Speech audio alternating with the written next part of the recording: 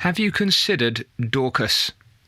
The only history that we have of her is recorded in our Bibles in Acts chapter 9 from verse 36.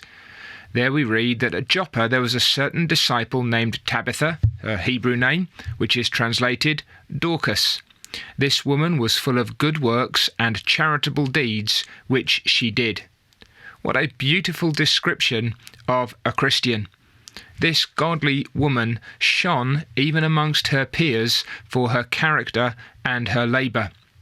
She was full of good works and charitable deeds, which she did. It's interesting that Luke, when he's recording the life of Dorcas, speaks of the good works and the charitable deeds.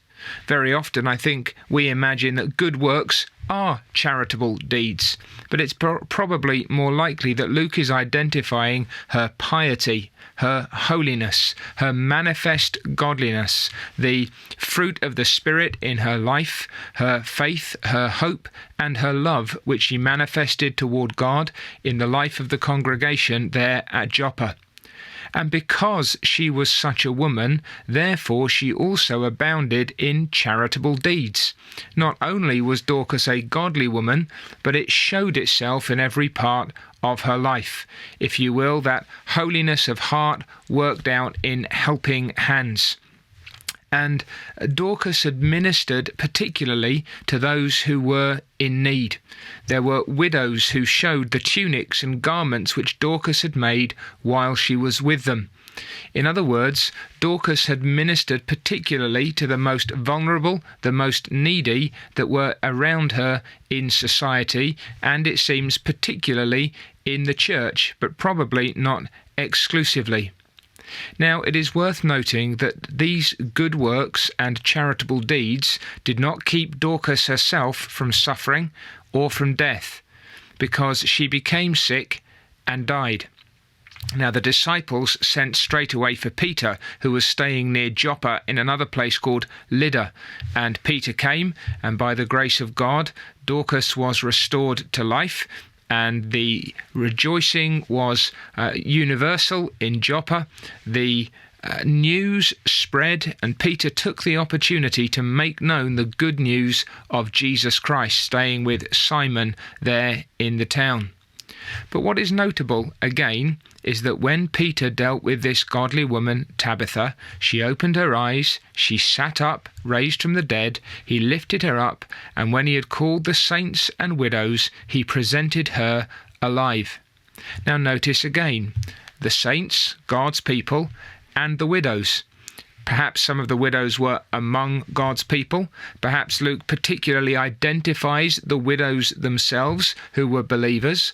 Or perhaps he's saying not just God's people, but also widows who were there in Joppa and needed the love and care of Dorcas, and then also received the testimony of God's power in her resurrection and the testimony of God's grace in the gospel that Peter preached.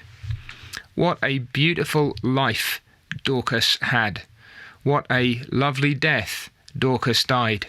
What a beautiful testimony Dorcas was able to give as a woman who had been raised from the dead. She was full of good works and charitable deeds. Now, can anyone say that of me or you? That we are marked for our piety, our true godliness, but that godliness is no cold and narrow performance, but rather it works itself out in a life of charitable deeds. We shouldn't divorce those things. Absolutely we should not. We should not separate them one from another. We should not either confuse them with each other.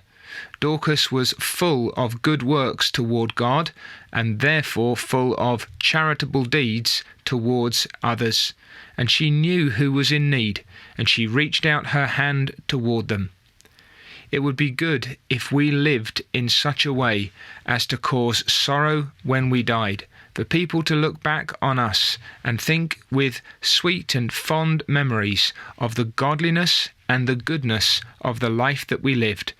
And then would it not be a delight if, in the resurrection, there was a general joy and rejoicing, not just because the Lord Christ has now with us and is raising us from the dead, but because we see again those who, following him, walking in his footsteps, were full of good works and charitable deeds.